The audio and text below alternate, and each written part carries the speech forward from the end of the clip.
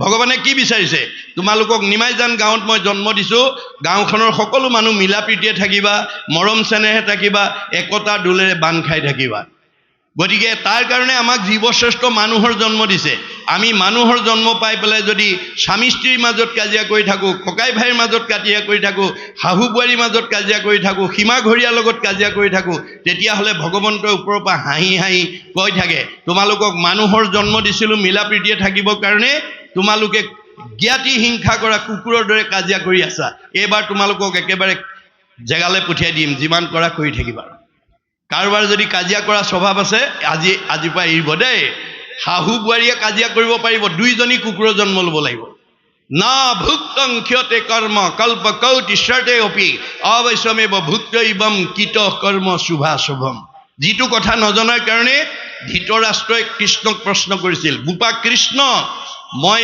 100 জন্মত কোনো পাপ কাম কৰা মনত নাই তথাপিতো মই এই জন্মত অন্ধ হৈ জন্ম ল'ব লগা হ'ল আৰু মোৰ জীৱনটোতে 100টা পুত্ৰৰ মৃত্যুৰ যন্ত্ৰণা শুনিব লগা হ'ল ইয়াৰ কাৰণ কি তেতিয়া কৃষ্ণই হাঁহি পেলাই কৈছিল পেহাদেউ তুমি 100 জন্মলৈকে ক'ব পাৰা মই 100 জন্মলৈকে ক'ব পাৰোঁ আদ্যৱতী আগৰ জন্মটো বোলে সেইটো ক'ব নোৱাৰোঁ তাৰমানে আমাৰ পুণ্যৰ এটা পৰিসীমা আছে যে আপুনি যিমান পুণ্য বেছি আনিব সিমান আপুনি বেছি দূৰদৰ্শী বেছি ক্ষমাশীল বেছি ধৈৰ্যশীল আপোনাৰ গুণ থাকিব আপোনালোকৰ ঘৰখনৰ পৰিয়ালতে আপোনালোকে এইটো বেদৰ নীতিটো পৰীক্ষা কৰি চাব পাৰে যে আপোনালোকৰ ঘৰখনৰ কিবা সমস্যা আহিলে কোনে ধৈৰ্য ধৰিব পাৰে কোনে বহুত দূৰলৈকে চিন্তা কৰিব পাৰে কোনে ক্ষমা কৰিব পাৰে যিজন মানুহৰ গাত ধৈৰ্য গুণ আছে ক্ষমা গুণ আছে সহনশীলতা গুণ আছে সেইখন ঘৰখনৰ ভিতৰত সেইজন আটাইতকৈ বেছি পুণ্যৱান আৰু যাৰ অলপতে খং উঠে অলপতে জেদ আহে অলপতে কাজিয়া পেচাল কৰে সেইটো কম পুণ্যৱান মনত ৰাখিব কথাটো গতিকে পুণ্যৰ অনুপাতেহে আমি চিন্তা কৰিব পাৰোঁ আমাৰ ভাৱ চিন্তা কৰ্মবিলাক পুণ্যৰ ওপৰত নিৰ্ভৰ কৰিহে হয় গতিকে ধৃতৰাষ্ট্ৰই পুণ্যৰ বলত 100 জন্মলৈকে ক'ব পাৰিছিল কিন্তু তাৰ আগৰ জন্মটো ক'ব নোৱাৰে তেতিয়া কৃষ্ণই কৈছিল পেহাদেউ তুমি 100 জন্মৰ পূৰ্বতেও ৰজা আছিলা এদিন মৃগয়া কৰিবৰ কাৰণে সৈন্য সামন্ত লৈ এখন অৰণ্যত প্ৰৱেশ কৰিলা প্ৰৱেশ কৰাৰ লগে লগে তোমাৰ চকুৰ আগত এটা নুডুকা পহু দেখা পাই তুমি ইমান লোলুপ দৃষ্টি বাঢ়ি গ'ল সৈন্যলৈ উপেক্ষা নকৰি নিজেই ধনুত গুণ দি তোনৰ পৰা শৰ উলিয়াই লৈ পহুটো শৰবিদ্ধ কৰিবৰ কাৰণে খেদি নিলা পহুটোৱে উমান পাই নিজৰ জীৱন বচাবৰ কাৰণে বিদ্যুৎ বেগেৰে অৰণ্যৰ মাজলৈ দৌৰ মাৰিলে তুমি পিছে পিছে খেদি নিলা খেদি নি অতব্য অৰণ্যৰ মাজমজিয়াত প্ৰৱেশ কৰিলা শীতকাল আছিল বেলি ডুবিল অন্ধকাৰ হ'ল তুমি পহু মাৰিব নোৱাৰিলা বাট পথো হেৰুৱালা লগৰ সৈন্যসকল বহুত দূৰতে এৰি থৈ আহিলা অৱশেষত উপায়ন্তৰ হৈ সন্মুখত এজোপা বৰগছ দেখা পাই তাৰ তলতে গৈ কপি কপি বহিলা তুমি যিজোপা গছৰ তলত কপি কপি বহিলা তাত এহাল কপৌচুৱাই পোৱালীসহ বাস কৰিছিল কপৌজনীয়ে তোমাৰ অৱস্থা দেখি কপৌটোক ক'লে হেৰা স্বামী যিজন অতিথি আহি আজি আমাৰ গৃহত কপি কপি বহি আছে সেইজন আমাৰ দেশৰ ৰজা আৰু আমি তেওঁৰে পৰ্জা দৈবাত তেওঁ আজি আহি আমাৰ গৃহত অতিথি ৰূপে দেখা দিছে আৰু বৰ্তমান তেওঁ জাৰত কপি আছে তুমি অনতি পলমে তেওঁক অকণমান জুইৰ ব্যৱস্থা দিয়া ভাৰ্যাৰ আহ্বান শুনি কপৌটো উৰা মাৰি গৈ পাহাৰৰ দাঁতিত বতাহত গছে গছে ঘহনি খাই জুই লগা অৰ্ধদগ্ধ অগ্নিৰ টুকুৰা এটা আনি তোমাৰ সন্মুখত পেলাই দিলে জুইকণ পোৱাৰ লগে লগে তুমি আনন্দ মনেৰে শুকান জাবৰ জোঁথৰ গোটাই দপ দপকৈ জুই ফুৱালা যাৰ নিবাৰণ হ'ল কিন্তু গোটেই দিনটো যে পহুৰ পিছত দৌৰি ফুৰিছিলা তোমাৰ ভোক অনুভৱ হ'ল তোমাৰ ভোক অনুভৱ হোৱা দেখি কপৌজনীয়ে পুনৰ কপৌটোক ক'লে হেৰা স্বামী তুমি অতিথিৰ এটা সৎকাৰ কৰিলা কিন্তু বৰ্তমান তেওঁ ভোকত আতুৰ হৈ আছে অনতি পলমে তেওঁক এটা ফল মূলৰ ব্যৱস্থা দিয়া ভাৰ্যাৰ আহ্বান শুনি কপৌটোৱে ক'লে হেৰা ভাৰ্যা ইমান অন্ধকাৰ ৰাতি মই কোনোপধ্যে তেওঁক ফল মূলৰ যোগান ধৰিব নোৱাৰোঁ তেতিয়া ভাৰ্যাই ক'লে তেনেহ'লে স্বামী তুমি এই পোৱালীকেইটাৰ তত্ত্বাৱধান ল'বা মই নিজৰ জীৱন বিসৰ্জন দি হ'লেও অতিথিৰ সৎকাৰ কৰোঁ এই বুলি তেওঁ মৃত্যুৰ ফালে আগবাঢ়ি আহোঁতে কপৌটোৱে বাধা দি ক'লে ৰ'বা ভাৰ্যা পৃথিৱীত যদি আটাইতকৈ ডাঙৰ বস্তু আছে পুত্ৰৰ প্ৰতি মাতৃৰ স্নেহ তুমি পুত্ৰৰ স্নেহত আপ্লুত হৈ পোৱালীকেইটা যেনেকৈ তত্ত্বাৱধান ল'বা মই পিতৃ হিচাপে তত্ত্বাৱধানৰ অভাৱত যদি কোনো পুত্ৰ মৃত্যুমুখত পৰে তাৰ দুখৰ ভাগী মই হ'ম গতিকে পোৱালীকেইটা তত্ত্বাৱধানৰ দায়িত্ব মই তোমাৰ ওপৰতে অৰ্পণ কৰিলোঁ আৰু তোমাৰ কথা ৰাখি মই নিজৰ জীৱন বিসৰ্জন দি অতিথিৰ সৎকাৰ কৰোঁ সেই বুলি পেহাদেউ তুমি ফুৱাই থকা জুইকুৰাত মধ্যম ৰাতি কপৌটো জাপ মাৰি পৰি দিলে লগে লগে তুমি থাপ মাৰি ডৌকাত ধৰি উঠাই আনি মনতে ভাবিলা ইমান মধ্যম ৰাতি যেতিয়া এটা কপৌ চৰাই পৰিছে, ইয়াত নিশ্চয় আৰু বহুত কপৌ চৰাই আছে। তোমাৰ পুনৰ বিয়াত সুলভ মনোভাৱটো জাগ্ৰত হৈ গ'ল আৰু মনতে ভাবিলা ইয়াক যদি এৰি দিয়া যায় ই পলাব। তোনৰ পৰা এডাল খৰ উলিয়াই লৈ জুইকুৰাৰ কাষত দুইটা চকু মাটিত হালি থৈ গছত আৰোহণ কৰিলা। তোমাৰ আৰোহণ কৰা দেখি কপৌজনী উৰা মাৰি পলাল আৰু তুমি গৈ তাত দেখিলা 100টা পোৱালি আছে। 100টা পোৱালি নমাই লৈ আহিলা, আনি সেই পিতৃৰ জীৱন্ত অৱস্থাতে সেই কুৰা জুইতে এটা এটাকৈ পুৰি উদ্ৰষ্ট কৰিলা। অৱশেষত সেই পিতৃকো সেই কুৰা জুইতে পুৰি তুমি উদ্ৰষ্ট কৰিলা। পেহাদেউ 100 জন্মৰ পূৰ্বত যি তুমি কৃতজ্ঞ কৰ্ম কৰিলা, উপকাৰী যি অপকাৰ কৰিলা, বিগত 100 জন্মত তুমি তাক ধুই নিকা কৰিব নোৱাৰিলা, যাৰ কাৰণে তুমি এই জন্মত অন্ধ হৈ জন্ম ল'ব লগা হ'ল আৰু তুমিও জীৱন্ততে 100টা পুত্ৰৰ মৃত্যুৰ যান্ত্ৰণা শুনিব লগা হ'ল। ন ভুক্তং ক্ষতে কৰ্ম কল্পকৌটিশ্বৰতে অপি অৱশ্যমেব ভুক্ত ইবম কীত কৰ্ম শুভা শুভম। গতিকে আমি এই জন্মত কৰা কৰ্মৰ দুটা ভাগ, এটা ভাল আৰু এটা বেয়া। ভাল কাম কৰিলে ভাল ফল, বেয়া কাম কৰিলে বেয়া ফল কোটি জন্মত হ'লেও আমি ভোগ কৰিব লাগিব। ধৃতৰাষ্ট্ৰই যদি 100 জন্মৰ আগতে সেই 100টা পোৱালি মৰাৰ কাৰণে 100টা পুত্ৰ মানে অন্ধ হৈ জন্ম ল'ব লগা হ'ল আৰু মৃত্যুৰ যন্ত্ৰণা শুনিব লগা হ'ল, তেতিয়াহ'লে আপুনি মই বাচি যাব পাৰিম নেকি বাৰু? আমি এই জন্মত নিজৰ স্বাৰ্থ সিদ্ধিৰ কাৰণে, নিজৰ মনৰ তুষ্টিৰ কাৰণে আমি যদি কোনো প্ৰাণী হত্যা কৰি আমি যদি নিজৰ সিদ্ধিক আদৰণ কৰোঁ, আপুনি মই বাচি যাব পাৰিম নেকি বাৰু? এইটো কোনো জাতি জনগোষ্ঠী কোনো বিশেষ সমাজৰ কাৰণে বেদৰ কথা নহয়, জীৱশ্ৰেষ্ঠ মানুহৰ কাৰণে কৈছে। মনত ৰাখিব কথাটো। গতিকে আমি বেদৰ কথা উপলব্ধি কৰিব লাগিব। উপলব্ধিয়ে জীৱনলৈ সংস্কাৰ আনে, যাৰ উপলব্ধি নাই তাৰ কোনো সংস্কাৰ নাই। গতিকে সি অহা যোৱা কৰিয়ে থাকিব লাগিব। সেইকাৰণে ভাগৱত শুনিবলৈ আহিব লাগে। এতিয়া কৈছে যে কৃষ্ণৰ কীৰ্তন মাত্ৰ কৰোক প্ৰবন্ধ, চিন্দি যাই এতেকে সকলে কৰ্মবন্ধ। পূৰ্বজন্মৰ যি কৰ্মবন্ধ লাগি আহিছিল বাসনা, ভাগৱত শুনাৰ লগে লগে নাইকিয়া হৈ যাব। মই দুপৰীয়া কৈছোঁ, ভিদ্যতে হৃদয় গ্ৰন্থি সিদ্ধতে সৰ্ব সংশয়, সকলো সংশয় দূৰ হৈ যাব। কাষৰ মানুহঘৰ সুখত আছে, আপুনি দুখত আছে, কিয় হৈছে সেইটো আপুনি বুজি পাব। ভাগৱত শুনিলে বুজি পাব। গতিকে বুজি পালে আমি কাকো হিংসা কৰা ভাৱটো আমাৰ মনলৈ নাহে। গতিকে আমি তেতিয়া সেই ধনী মানুহজনৰ আদৰ্শ অনুকৰণ কৰিম, তেওঁলোকে কেনেকৈ কৰ্ম কৰি আগবাঢ়ি গৈছে আপুনিও মানে সেই আদৰ্শ অনুকৰণ কৰিব। কিন্তু যদি ভাগৱত শুনা নাই, হিংসা কৰিব। আমাৰ বহুত মানুহে হিংসা কৰে, আনৰ হোৱা দেখিব নোৱাৰে। হিংসা কৰিব পাৰিব, কিন্তু আপোনাৰ পাপ হ'ব, আৰু পাপ হোৱাৰ লগে লগে আপোনাৰ আৰু দুখ জীৱনলৈ নামি আহিব আৰু আয়ুস কাটি দিব। আনক হিংসা কৰা মানুহে কেতিয়াও 100 বছৰ ভোগ কৰিবলৈ নাপায়। মনত ৰাখিব কথাটো। এই কথা আমাক কৈছে। তাৰপিছত কৈছে কৃষ্ণত উপজে প্ৰেম পৰম ভকতি, কৃষ্ণ মূৰ্তি স্মৃতি হৈ হিয়াতক সম্প্ৰতি। আপুনি যেতিয়া কৃষ্ণ কথা শুনি থাকিব, আপোনাৰ হৃদয়তে কৃষ্ণ মূৰ্তি আপুনি উপলব্ধি কৰিব। মোৰ দেহত যিজন আছে, এওঁতাটো আছে, এওঁতাটো আছে, এওঁতাটো আছে। কাক বেয়াকে ক'ব, কাক দুখ দিব, চবতে তেওঁৱেই আছে। এই অনুভৱটো আমাৰ আহি যাব। মনত ৰাখিব কথাটো। গতিকে ভৈলা শ্ৰেষ্ঠ কলিসী চাৰিও যুগ মাজে, প্ৰশংসে কলিক মহা মহন্ত সমাজে। কলিত মানুহে ঈশ্বৰৰ নাম ল'লে পুণ্য হয়, ঈশ্বৰ নাম ল'লে কৰ্মবন্ধ ছেদ কৰে। গতিকে এই কথাটো অন্যকেইটা যুগতকৈ বহুত সহজ। অন্যকেইটা যুগত কেতিয়াবা আমাৰ সত্য যুগত মানুহে যুগ যুগ ধৰি ধ্যান কৰিছিল, ত্ৰেতা যুগত বহুত কষ্ট কৰি যজ্ঞ কৰিছিল, দ্বাপৰ যুগত পূজা কৰিছিল। এইবিলাকত মানে নানান ধৰণৰ ছিদ্ৰ আছিল। কিন্তু হৰিনাম কীৰ্তনত কোনো ছিদ্ৰ নাই, কৃষ্ণ নামত কোনো ছিদ্ৰ নাই আৰু কোনো বাধা নিষেধ নাই। গতিকে এইটো সনাতন, এইটো সাৰ্বজনীন।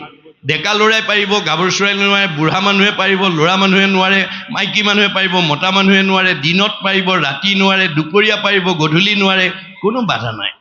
আপুনি খাওঁতে, শুওঁতে, উঠোতে, লৰোঁতে, সকলো সময়তে আপুনি ভগৱন্তৰ 1000টা নাম মুখেদি মাত্ৰ উচ্চাৰণ কৰক। মাধৱদেৱে কৈছে, ৰাম কৃষ্ণ নাম যিটো সদায় ফুৰে গায়, সদায় মংগল তাৰ অমংগল নাই। আপুনি ঈশ্বৰৰ নাম লোৱাৰ লগে আপোনাৰ ঈশ্বৰ আপোনাৰ ঘৰলৈ গুচি আহিব। যিটো নাম লয় হৰি তাৰ হয়, ই কোনো ৰহস্য পৰে। গতিকে ভগৱন্তই কৈছে মোৰ নামটো মোতকৈ শ্ৰেষ্ঠ। শংকৰদেৱে কৈছে আপোনাৰ মোৰ নামটো শ্ৰেষ্ঠ। আমি ভাগৱত শুনি আছোঁ, বাহিৰৰ পৰা যদি ইয়াৰ ভিতৰত থকা এজনক কোনোবাই বিশেষ জৰুৰী কামত লগ পাবৰ কাৰণে নামটো কয়, তেতিয়া ভিতৰৰ পৰা কোন উঠি যাব? যাৰ নামটো কয় তেওঁ উঠি যাব। আপোনাৰ নামটো ক'লে যদি আপুনি উঠি যায়, আপুনি ডাঙৰ নে আপোনাৰ নামটো ডাঙৰ? আমি বুজিব লাগিব মোতকৈ মোৰ নামটোহে ডাঙৰ। মোৰ নামটো ক'লে যদি মই উঠি যাওঁ, এইটো যদি সঁচা কথা হয়, ভগৱন্তৰ নাম যিখন ঘৰত ল'ব তালৈ ভগৱন্ত আহিব নে নাহিব? নিশ্চয় আহিব। যেই নাম সেই হৰি, জানা নিষ্ট কৰি নামৰ সংগ নচাৰন্ত হৰি। আমি এই 4 দিনীয়া বা 3 দিন ভাগত শুনাৰ পিছত আমি অনাগত দিনত এই নিমাইজান গাঁৱত এনেকুৱা পৰিয়ালত বাস কৰিম, এনেকুৱা ঘৰত বাস কৰিম যিখন ঘৰলৈ কৃষ্ণ নমতাকে আহিব। কেতিয়া আহিব? যিখন ঘৰত পুৱা গধূলি ধূপ ধূনা জ্বলিব, ঈশ্বৰ উপাসনা কৰিব, সেইখন ঘৰলৈ কৃষ্ণৰ নাম লোৱাৰ লগে লগে কৃষ্ণ আহি যাব। আৰু যিখন ঘৰত সেইটো পৰিৱেশ নাথাকে তালৈ কোন আহিব? আমাৰ দ্বাদশ স্কন্ধ ভাগৱতত কৈছে, শ্ৰৱণ কীৰ্তন জড়িত কৃষ্ণৰ নকৰে তৈতেষে ৰাক্ষসী গণে বিঘিনি আচৰে। যিখন ঘৰত পুৱা গধূলি ধূপ ধূনা নজ্বলে, ঈশ্বৰ উপাসনা নকৰে, সেইখন ঘৰলৈ অঘাসুৰ, বকাসুৰ, পলম্বাসুৰ, অৰিষ্টাসুৰ, পুতনা, ব্যোমাসুৰ, ধেনুকাসুৰ সব অসুৰবিলাক আহি যাব। কায়িকভাৱে নহয়, স্বভাৱগতভাৱে আহিব, গুণগতভাৱে আহিব। আমাৰ কিছুমান পৰিয়ালৰ মানুহ আছে কথা ক'বই নোৱাৰি, টিঙিচকে খং উঠেই, কথা ক'বই নোৱাৰে, লাঠিডাল উলিয়াই আনেই, কথা ক'বই নোৱাৰে, ঠেহ পেচ লাগি চকু পানী উলিয়াই 3 দিন মানলৈকে ভাত পানী নাখায়। এইটো স্বভাৱ যিখন ঘৰৰ পৰিয়ালৰ আছে সেইটোক অসুৰ থকা পৰিয়াল। গতিকে সেই অসুৰবিলাকক যেতিয়ালৈকে মাৰিব নোৱাৰিব তেতিয়ালৈকে সেইখন ঘৰত কেতিয়াও শান্তি নহ'ব। কেনেকৈ মাৰিব? নাৰায়ণ ঠাকুৰতে ফকৰাত কৈছে, কুকুৰে কৰিলে বিয়া বাঘৰ জীয়াৰী, দেখিয়া ভালুক গ'লে ঘৰ বাৰী এৰি।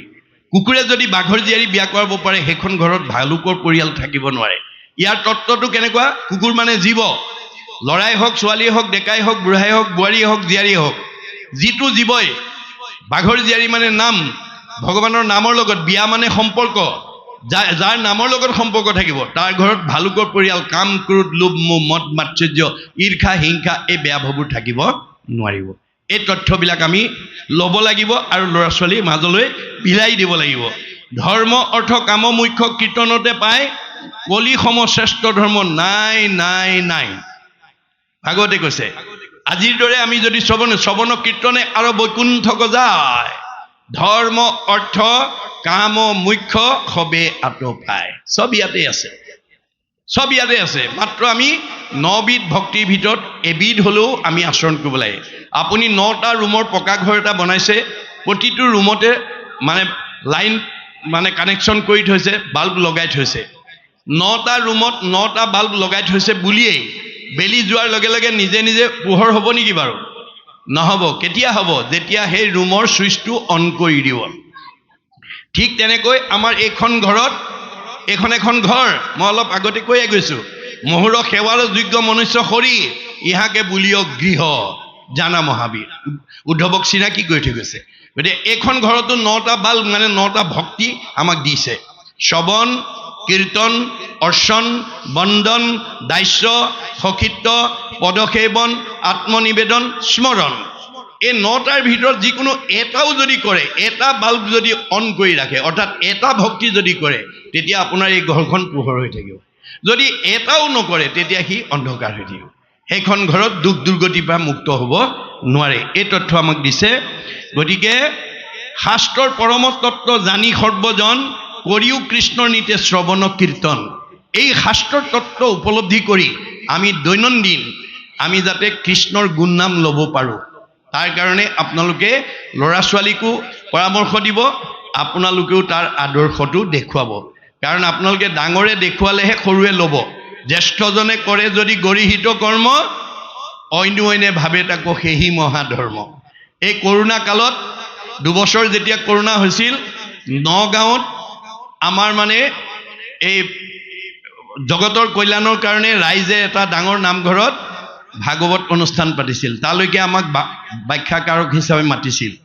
মই ব্যাখ্যা প্ৰসংগত ক'লোঁ যে এতিয়া কাৰো ঘৰলৈ ভগৱন্ত আহি আপোনালোকৰ পৰিয়ালটো হৰি ৰাম বুলি বৈকুণ্ঠপতি কৃষ্ণ আহি নকহি, হৰি হৰতি পাপ ইতি হৰি। প্ৰভু এই ঘৰখনৰ পৰিয়ালৰ সকলো পাপবিলাক তুমি হৰণ কৰি লৈ যোৱা। ৰাম, ৰাম নামত ৰমন কৰি চৈতন্য জীয়া মানুহ কৰি ৰাখা। আমাৰ বহুত মৰা মানুহ আছে। এতিয়া সুতে শৌনকক কৈছিল, মই এই পৰলৈকে মৰা মানুহ হৈ আছিলোঁ, তুমি কৃষ্ণ কথা ক'বলৈ পোৱাৰ কাৰণে মই জীয়া মানুহ হৈ গ'লো মনত ৰাখিব কথাটো গতিকে কোন আহিব এই আশীৰ্বাদ দিবলৈ কোন আহিব হৰিৰ মূৰ্তিক হৰি ভক্তক দেখিবা শক্তি অনুৰূপে তাৰ প্ৰীতি আচৰিবা সমস্ত ভূততে আছে ভগৱান সেহি ভাবি সবাকো কৰিবা বহুমান আপোনাৰ ঘৰলৈ অহা ভকত বৈষ্ণৱৰ ওচৰত আপুনি ল'ৰা ছোৱালী কেইটাক আনি আশীৰ্বাদ ল'ব পঢ়া শুনাত যদি ক'ৰবাত দুৰ্বলতা আছে আপুনি ক'ব ল'ৰাটো ইংৰাজীত বৰ দুৰ্বল ছোৱালীজনী অংকত বৰ দুৰ্বল কৃপা কৰি আশীৰ্বাদ এটা দিয়ক 10 জনে যদি মূৰত হাত দি আশীৰ্বাদ দিয়ে দৈৱবশে যদি সাধুৰ সংগ পায় নিশ্চয় জানা তাহাৰৰ স্বভাৱ দূৰ হয় বেয়া ল'ৰা ভাল হৈ যাব মানে গাধা ল'ৰা চোকা হৈ যাব এয়া হৈছে সাধুৰ মাহাত্ম্য আৰু যদি আশীৰ্বাদ দিয়ে সজনৰ আশীৰ্বাদে মিলে কৃষ্ণৰ প্ৰসাদ ভকতে আশীৰ্বাদ দিলেহে ভগৱন্তই কৃপা কৰিব ভকতৰ আশীৰ্বাদ নহ'লে ভগৱন্তই কৃপা নকৰে কথাটো এহাল দাম্পতীয়ে শুনি আছিল ভাগৱতৰ সামৰণিত আমি 4জন ভকত বহি কথা পাতি থাকোঁতে 2জন আহি পেলাই আমাক সেৱা কৰি ক'লেহি বাপসকল আমাৰ গৃহত আপোনালোকে আজি পদধূলি অকণমান দিব লাগে মই ক'লোঁ আপোনালোকৰ ঘৰ কিমান দূৰত তেতিয়া তেওঁ আঙুলিয়াই দিলে সেই দেখি থকা ঘৰখনেই অৰ্থাৎ নামঘৰৰ ওচৰতে তেওঁলোকৰ ঘৰখন আমি ক'লোঁ যাওক আপোনালোক আমি গৈ আছোঁ তেওঁলোক গৈ ধুনীয়াকৈ ঘৰ দুৱাৰ সাৰি মুচি পৰিষ্কাৰ কৰি ধূপ ধূনা জ্বলাই ঢাৰিকত পাৰি থৈ দিছে আমি গৈ পোৱাৰ লগে লগে মাক বাপেক 2জনে আহি আমাক সেৱা জনাইছে আমি আশীৰ্বাদ দিছোঁ তাৰপিছত 2জন মানে ভিতৰলৈ সোমাই গ'ল এটা ৰুমলৈ 2জন সোমাই গ'ল তাৰমানে তেওঁলোকৰ সেই বছৰ তেওঁলোকৰ এটা ল'ৰা আছে মেট্ৰিক পৰীক্ষা দিব মাক বাপেক আহোঁতে তেওঁ অহা নাই মাক বাপেকে আমাক সেৱা কৰি গৈ কেনেকৈ আনিছে ল'ৰাটো জানে এটা বাহুত বাপেকে ধৰিছে এটা বাহুত মাকে ধৰিছে আমি অনুমান কৰিছোঁ ল'ৰাটো আহিব খোজা নাই বাপেক মাকে বলেৰে লৈ আহিছে আহি আমাৰ ওচৰত পাই পেলাই কৈছে বোপাই সেৱা এটা কৰ 2জনে হাতত ধৰি বহুৱাইছে ল'ৰা নবহে এতিয়া মাক বাপেক ক'লা ৰঙা পৰি গৈছে মই অৱস্থাটো বুজি ক'লোঁ হ'ব দিয়ক তেওঁ লাজ কৰিছে মূৰত হাতটো দি তোমাক ঈশ্বৰে কৃপা কৰিব পৰীক্ষা ভালকৈ পঢ়িবা বুলি ক'লোঁ ল'ৰাটো লাহেকৈ গুচি গ'ল ৰুমলৈ আমি বাটত আহি আলোচনা কৰিছোঁ ইয়াৰ কাৰণে দায়ী কোন আমাৰ ভাগৱতে কৈছে জ্যেষ্ঠজনে কৰে যদি গৰিহিত কৰ্ম অন্যে ভাবে তাকো সেহি মহাধৰ্ম মাক বাপেকে কোনোদিন সেই ল'ৰাটোক সৰুৰ পৰা ভকত বৈষ্ণৱক সেৱা এটা জনাবলৈ আমন্ত্ৰণ কৰা নাই মাক বাপেকেহে সেৱা কৰিছে ল'ৰাটোৱে মনতে ভাবিছে দেউতাহঁতৰ নিচিনা বয়স হ'লেহে চাগে ভকত সেৱা কৰিব আমাৰ চাগে এইটো সময় হোৱা নাই সেইকাৰণে আমাৰ মানে দৈত্য শিশুসকলবিলাক প্ৰহ্লাদে যেতিয়া ভক্তি জ্ঞান দিছিল কি বুলি কৈছিল হেনজাদি শিশু হ'ব এৰা আন কৰ্ম ধৰিও কুমাৰকালে ভাগৱত ধৰ্ম আপুনি ভক্তি ধৰ্মৰ শিক্ষা আপুনি সৰুৰ পৰা ল'ৰা ছোৱালীক দিব লাগিব স্কুললৈ যাওঁতে কৃষ্ণ বুলি কৈ যাবলৈ ক'ৰবালৈ যাওঁতে কৃষ্ণ বুলি কৈ যোৱা কথাটো জ্যেষ্ঠজনক সেৱা এটা কৰাৰ নিয়মটো আপুনি সৰুৰ পৰা শিকাব লাগিব যেতিয়া সৰুৰ পৰা তেওঁলোকে ভকত সেৱা কৰি আশীৰ্বাদ ল'ব তেওঁ ভাল হ'বই গতিকে এই দৰ্শনৰ মাজেদি আমি যাতে অনাগত দিনত আমাৰ পৰিয়ালবিলাক যাতে আগুৱাই নিব পাৰোঁ তাৰ প্ৰতি আপোনালোকে গুৰুত্ব দিব লাগিব অপ্ৰয়াসে সাধে কীৰ্তি মহাহৰি নাম এতিয়া ভগৱন্তৰ নামে কোনো কষ্ট নকৰাকৈ আমাৰ সিদ্ধি সাধন কৰিব জানি নিৰন্তৰে নৰে বোলা ৰামৰ ৰাম নিৰন্তৰে মানে সদায় আমি কি ক'ব লাগে ভগৱন্তৰ 2টা আখৰৰ নাম ৰাম হৰি 2টা আখৰৰ নাম আমি ল'বলৈ অভ্যাস কৰিব লাগিব গতিকে বেদত কৈছে ৰাম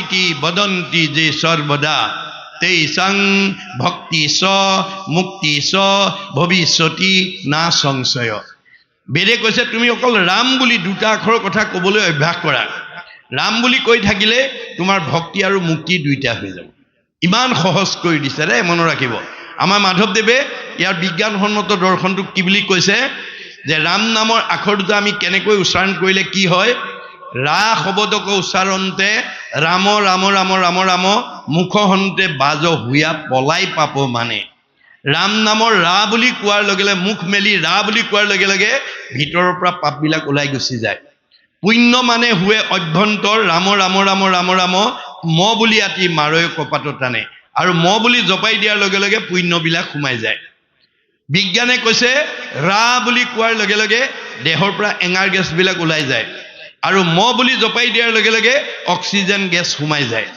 আপুনি দিনটোত যিমান ৰাম নাম উচ্চাৰণ কৰি দেহৰ পৰা এঙাৰ গেছ উলিয়াই অক্সিজেন ভৰাব পাৰিব, সিমানেই বাত বিষ নাইকিয়া হ'ব, হজমী শক্তি বাঢ়িব, মন আনন্দিত হ'ব, বন্ধ্যা নাৰীয়ে পুত্ৰ পোৱাৰ যোগ্যতা লাভ কৰিব। মৌকং কৰোতি বাচলং পংগুলং হেতে গিৰিং যৎকৃপা তমহং বন্দে পৰমানন্দ মাধৱম।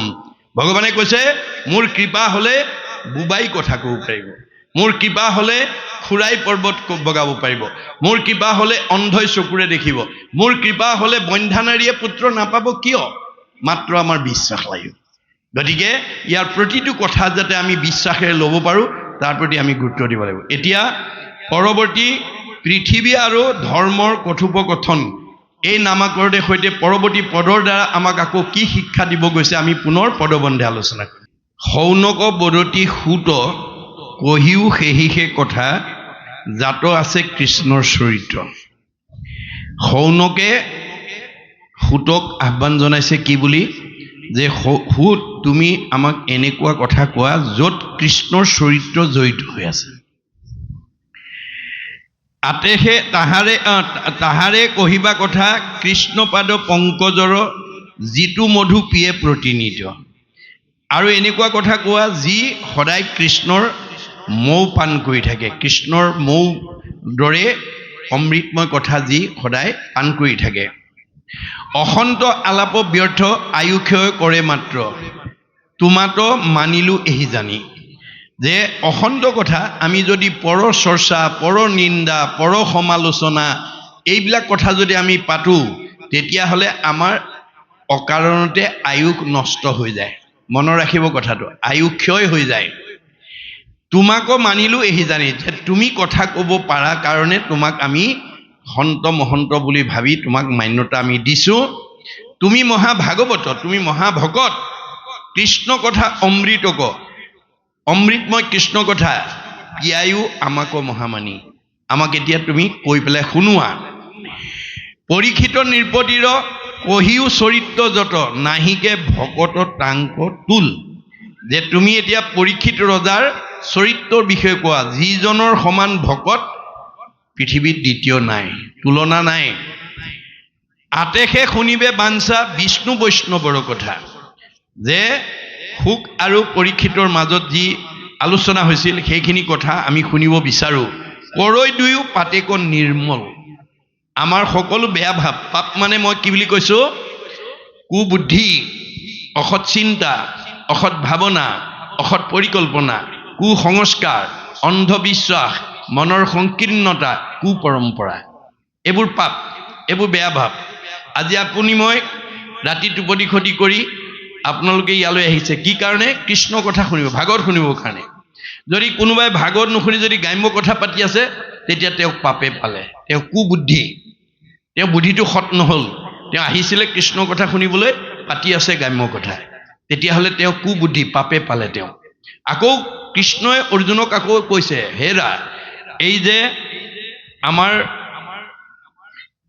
এই নিমাইজান ৰাইজৰ দ্বাৰা অনুষ্ঠিত তিনিদিনীয়া ভাগৱত পাঠ আৰু এদিন মানে ভাওনা প্ৰদৰ্শন লৈ 4 দিনীয়া যি কাৰ্যসূচী, তালৈ যিসকল লোকে আহি ভাগৱতৰ শুনিবৰ কাৰণে আহি চবেই যদি একেটা মনে শুনি দিয়ে, চবকে যদি মই সমান পুণ্য দি দিব লাগে আৰু সকলোকে যদি মই বৈকুণ্ঠলৈ পঠিয়াই দিব লাগে, মোৰ বজাৰখনেই বন্ধ হৈ যাব, মোৰ মায়াৰ বজাৰখনেই বন্ধ হ'ব। মই জীৱক লৈহে খেলা কৰি আছোঁ। সেইকাৰণে অৰ্জুন, মই কাৰোবাৰ মনলৈ মায়া নামৰ শক্তিটো পঠিয়াই দিম। ৰীতে হঠাং যৎ প্ৰতিয়েত ন প্ৰতিয়েত চ আত্মানি তৎ অবিদ্যাত্মানু যথা ইয়াভাসু যথাহাত্মহ। মায়া নামৰ শক্তি এটা পতাই ভাগৱত শুনিবলৈ অহা কাৰোবাক গ্ৰাম্য কথা পতাই দিম, কাৰোবাক চাহ তামোল খোৱাৰ কথা ভবাই দিম, কাৰোবাক ঘৰত এৰি থৈ অহা কামকেইটাৰ কথা ভবাই দিম। তেতিয়াহে মই তেওঁলোকক নম্বৰ কমাই দিব পাৰিম, তেতিয়াহে তেওঁলোকক আনতকৈ মই দুখত ৰাখিব পাৰিম। গতিকে মই বলেৰে নোৱাৰোঁ, মোৰ মায়াৰ জৰিয়তে তেওঁলোকক বিপথে পৰিচালিত কৰিম। সেইকাৰণে আমাৰ পৃথিৱী থকালৈকে মায়াৰ শক্তিৰ প্ৰভাৱ বেছি, মনত ৰাখিব কথাটো।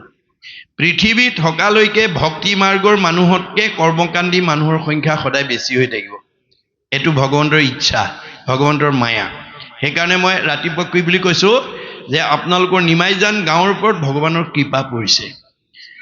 শতকোটি জন্মান্তৰে হুৱে মহাভাগ, নৰসৰি ৰকজীৱে তেবে পাৱে লাগ, তাতো যেবে মূৰ দায়া ভৈল যাক প্ৰতি, সেহিহে কৰিব পাৰে আমাত ভকতি। আমি 84 জুনি অতিবাহিত হৈহে মানুহ জন্ম পাইছোঁ। মানুহ জন্ম পালেই নহ'ব, ভগৱানৰ কৃপা পৰিব লাগিব। ভগৱানৰ কৃপা নপৰিলে আপুনি ঈশ্বৰত ভক্তি কৰিব নোৱাৰে। এই তথ্যবিলাক, এই ৰহস্যবিলাক আমি কি কৰিব লাগিব? ভাগৱত শুনি উদ্ঘাটন কৰিব লাগিব আৰু বেয়া এৰি ভালটো গ্ৰহণ কৰিব লাগিব। গতিকে এতিয়া কৈছে যে পৰীক্ষিত নৃপতিৰ কহিও চৰিত্ৰ যত নাহিকে ভকত টাংগতুল, যে পৰীক্ষিতৰ দৰে ভকতৰ তুলনা আৰু আমি আনক কৰিব নোৱাৰোঁ। আতেশে শুনিবে বাঞ্ছা বিষ্ণু বৈষ্ণৱৰ কথা, কৈও দুয়ো পাতে কৰ নিৰ্মূল। গতিকে ভগৱান আৰু ভকত, মই ৰাতিপুৱা কৈছোঁ আকৌ কৈছোঁ, পদবন্ধে কৈছোঁ যে আপুনি নিমাইজান গাঁৱৰ কোনোবা এগৰাকী আই বা এজন বাপৰ যিসকলে ঈশ্বৰৰ কথা কয় বা শুনে, তেনেকুৱা ভকতৰ এগৰাকী আয়ো ভকত হ'ব পাৰে, এগৰাকী বোৱাৰীও ভকত হ'ব পাৰে যদি ঈশ্বৰৰ কথা পাতে আৰু শুনে। গতিকে ঈশ্বৰৰ কথা যি পাতিব সি ডেকা ল'ৰাও ভকত হ'ব পাৰে, গাভৰু ছোৱালীও ভকত হ'ব পাৰে, বুঢ়া মানুহো ভকত নহ'ব পাৰে যদি তেওঁ ঈশ্বৰৰ কথাৰ প্ৰতি গুৰুত্ব নাই। মনত ৰাখিব কথাটো। গতিকে আমি বিষ্ণু বৈষ্ণৱৰ কথাৰে আমাক কি হ'ব? পাপবিলাক নাশ কৰিব।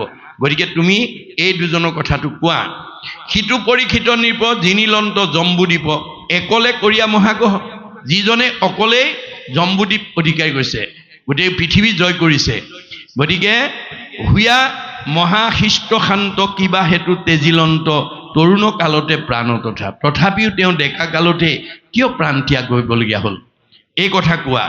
পাইলা ৰাজা যেন গতি কহিউক মহামতি, আমাৰো সমস্তে টান কথা। আৰু কেনেকৈ তেওঁ পৰম গতি লাভ কৰিলে সেই গোটেই বৃত্তান্তখিনি আমাক কোৱা, যাতে আমি শুনি পেলাই আমি তাৰ পৰা আমি মুক্তি লাভ কৰিব পাৰোঁ। কহিবাক লৈলা তথা শুনিও শৌনকৰ কথা, অভিমন্যু পুত্ৰৰ চৰিত্ৰ। তেতিয়া সুতে কৈছে, হে শৌনক, তোমালোকে অভিমন্যুৰ সুত পৰীক্ষিতৰ বিষয়ে শুনা। উত্তৰৰ জীও ধন্যা, ইৰাৱতী নামে কন্যা। তেওঁ উত্তৰৰ জীয়েক ইৰাৱতী নামৰ এগৰাকী কন্যা বিবাহ কৰিলা পৰীক্ষিতে বিয়া কৰালে। জন্মেজয় আদি কৰি উপজিল পুত্ৰ 4, জন্মেজয়কে প্ৰমুখ্য কৰি 4টা পুত্ৰ তেওঁ জন্ম হ'ল।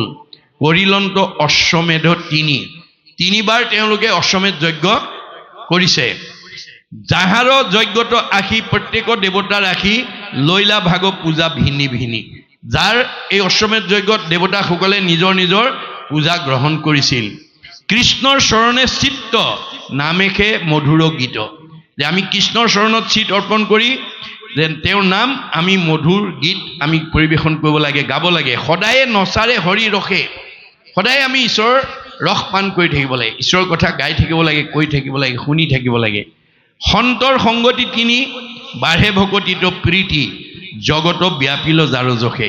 যাৰ সন্তৰ সংগতিৰ প্ৰভাৱত ভক্তিৰ প্ৰীতি বাঢ়ি গৈছিল আৰু গোটেই জগতত তেওঁ এজন বৈষ্ণৱ ৰজা হিচাপে খ্যাতি লাভ কৰিছিল। পুত্ৰৱতে পালি প্ৰজা এহিমতে মহাৰাজা, আশা সবে হস্তিনাপুৰতে। এইধৰণে তেওঁ পুত্ৰৱত প্ৰজাসকলক নিজৰ ল'ৰা ছোৱালীৰ দৰে মৰম কৰি শাসন কৰি আছিল। প্ৰৱেশিলা ঘূৰকলি হেন শুনি মহাবলী, শৰধনু ধৰিয়া ঊৰ্ধত। যে এইধৰণে এটা শান্তিপ্ৰিয় জীৱন যাপন কৰি থকা অৱস্থাতে কলি আহিল বুলি পৰীক্ষিতে শুনিবলৈ পালে। মৃগেন্দ্ৰৰ পৰাক্ৰম শ্যামচাৰী তুৰংগম, জুৰি ৰথে চৰিলন্ত তাতে, বহুবিধ বাদ্য বাজে হয়হস্তি সামৰাজে, কৰিলা প্ৰায়ণ নৰনাথে। লগে লগে তেওঁ ৰথ লৈ সেই কলিক আক্ৰমণ কৰিবৰ কাৰণে বা কলিক নিগ্ৰহ কৰিবৰ কাৰণে তেওঁ ওলাই গ'ল। এইখিনিলৈকে আমাক গৈছে। ইয়াৰ পিছৰ পদে আমাক কি কৈছে আমি পুনৰ আলোচনা কৰিম। বাহক।